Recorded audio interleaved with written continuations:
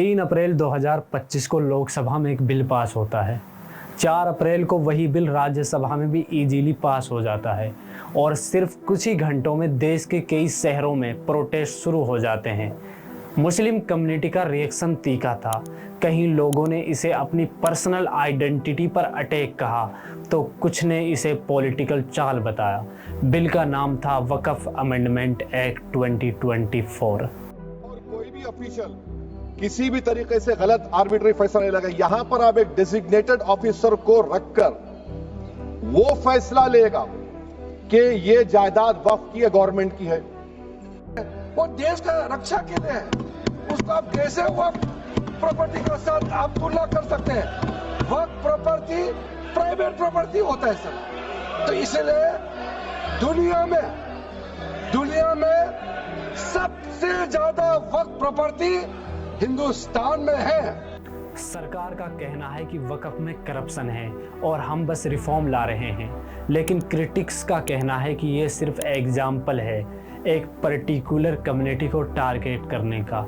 और ये पहली बार नहीं हुआ जब वक्फ सिस्टम में इस तरह के रिफॉर्म किए गए हैं। ब्रिटिश इरा से लेकर 2013 तक वक्फ के कई इम्पोर्टेंट रिफॉर्म लाए गए। हर बार मकसद था सिस्टम को बेहतर बनाना और कम्युनिटी के वेलफेयर में इसका सही यूज हो।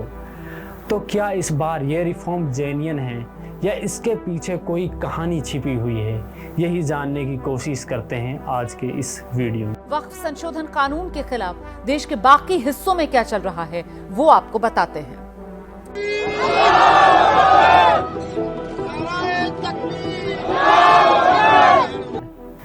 वक्फ का मतलब अगर सिंपल भाषा में समझें, जब कोई व्यक्ति अपनी प्रॉपर्टी, ज़मीन या इनकम को अल्लाह के नाम पर परमानेंटली डोनेट करता है जिसका पब्लिक या रिलीजियस वेलफेयर के लिए काम किया जा सके, तो उसे कहते हैं वक्फ। ये डोनेशन ऐसी होती है कि ना इसे बेचा जा सकता है और ना ही इसे पर्सनल यूज के लिए इस्तेमाल किया जा सकता है। वक्फ का असल पर्पस होता है सदका, यानी ऐसी चैरिटी जो दुनिया से जाने के बाद भी सोसाइटी के काम आए। इस प्रॉपर्टी का पर्सनल यूज़ अलाउड नहीं होता, जैसा कि पहले बताया गया है। ये सिर्फ और सिर्फ पब्लिक बेनिफिट्स के लिए यूज होती है, जैसे मस्जिद, मदरसा, हॉस्पिटल, स्कूल और फनेज, जहाँ कम्युनिटी वेलफेयर का काम हो। और इन प्रॉपर्टीज़ का मैनेजमेंट देखते हैं वक्फ बोर्ड, जो स्टेट और सेंट्रल लेवल पर अपने अपने हिसाब से काम करते हैं। इनके ऊपर जिम्मेदारी होती है कि वक्फ प्रॉपर्टीज़ का सही तरीके से यूज़ हो और उनका रिकॉर्ड मेंटेन रहे। वक्फ का कॉन्सेप्ट प्रोफेट मोहम्मद के दौर से ही इस्लामिक सोसाइटीज़ में चला आ रहा है। इंडिया में इसका आना फॉर्मली 12th सेंचुरी में हुआ, जब मोहम्मद गोरी ने मुल्तान की मस्जिद के लिए 2 गांवों को दान दे दिया। वक्फ का मॉडल उस ज़माने में एक ब्रिज था रिलीजन और कम्युनिटी डेवलपमेंट के बीच। मुगल जो बादशाह थे, उन्होंने भी एजुकेशनल इंस्टीट्यूशंस, हॉस्पिटल, दरगाहों के लिए प्रॉपर्टीज डेडिकेट की, लेकिन तब कोई सेंट्रलाइज या डॉक्यूमेंटेड सिस्टम नहीं था। ब्रिटिश रूल के दौरान इसे पहली बार रिकॉग्नाइज किया गया।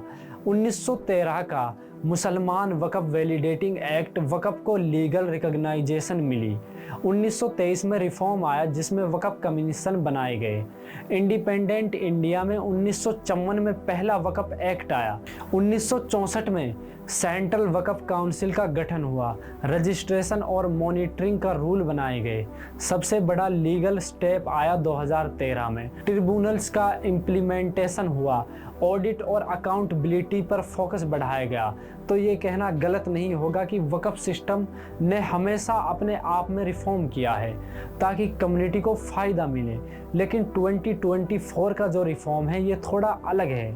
गवर्नमेंट और इंडिपेंडेंट रिपोर्ट्स कहती हैं इंडिया में 6 लाख से ज़्यादा प्रॉपर्टीज़ हैं जो वक्फ के नाम पर हैं, और बहुत सी प्रॉपर्टीज़ प्राइम लोकेशन जैसे दिल्ली, लखनऊ, मुंबई और चेन्नई जैसे शहरों में हैं। सवाल ये है कि क्या इन प्रॉपर्टीज़ का सही इस्तेमाल हो रहा है?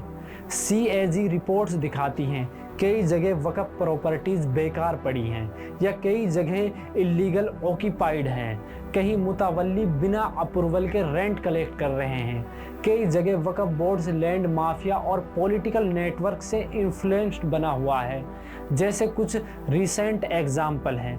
केरल में एक पूरे गांव पर वक्फ ने क्लेम कर लिया। और ऐसा ही एक एग्जाम्पल देखने को मिला तमिलनाडु में, जब वक्फ बोर्ड ने एक प्राइवेट प्रॉपर्टी पर अपना क्लेम किया और कहा कि ये लैंड हमारी है। इससे एक नैरेटिव बन गया कि वक्फ किसी भी ज़मीन पर अपना क्लेम कर सकता है और वो हमेशा के लिए उसकी हो जाएगी।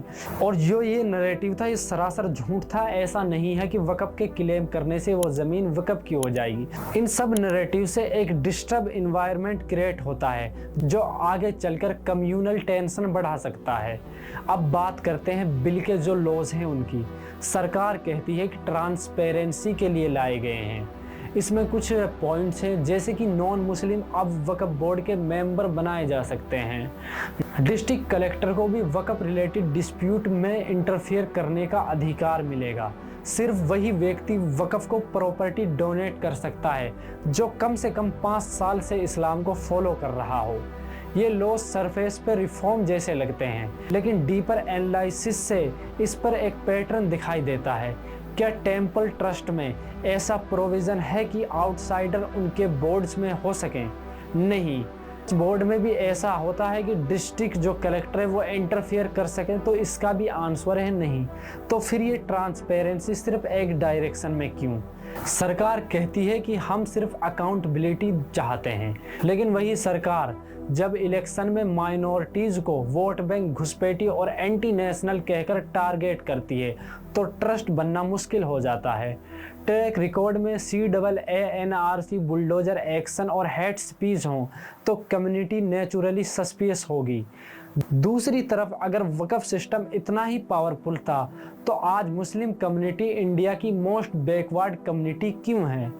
ना हेल्थ इंडिकेटर्स अच्छे हैं, ना एजुकेशन एक्सेस अच्छा है। तो सवाल दोनों तरफ से उठते हैं, पॉलिटिकल मोटिव या कम्युनिटी फेलियर। सच ये है कि गलती सिर्फ एक की नहीं है, वक्फ सिस्टम में भी कुछ अकाउंटेबिलिटी की कमी रही है। बिना यूटिलाइजेशन के प्राइम प्रॉपर्टीज मिसमैनेजमेंट और सिस्टम की कमी। वक्फ बोर्ड को भी इंट्रोस्पेक्शन करना होगा। क्या उन्होंने कम्युनिटी के भलाई में सच में कुछ किया है? अगर किया होता तो ग्राउंड पे इम्पैक्ट दिखाई देता। रिफॉर्म जरूरी है, लेकिन बिना बाइस के, बिना पॉलिटिक्स के। ना सिलेक्टिव इंटरफेयर हो, ना ब्लैंकेट इम्यूनिटी। सिर्फ एक फेयर सिस्टम जो हर रिलीजियस ट्रस्ट पर लागू हो। सॉल्यूशन सिंपल है, लेकिन इम्प्लीमेंटेशन मुश्किल। हर रिलीजियस ट्रस्ट पर सेम रूल हो, टेम्पल हो या फिर वक्फ हो।